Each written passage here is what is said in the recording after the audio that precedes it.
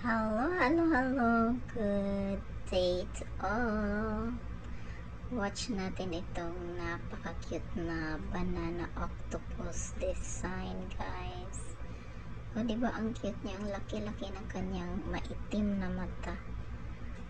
At pwede natin gawin ito kapag tayo ay nag-present ng saging. Ayan. O, diba? Tusok-tusok. Then, pwede na natin siyang kainin. Ayun lang, guys. Thank you for watching. Pwede natin gayahin kapag tayo ay nagsiserve ng saging. Ayan, may pa-octopus design tayong nalalaman. O, diba ang cute?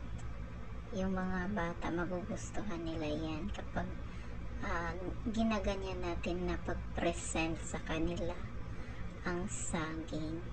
May pa kaarte-artehang nalalaman.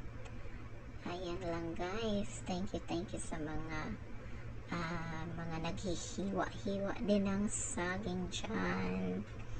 Ayan, huwag niyong kalimutang i-like and subscribe ang ating channel sa mga hindi pa nakasubscribe.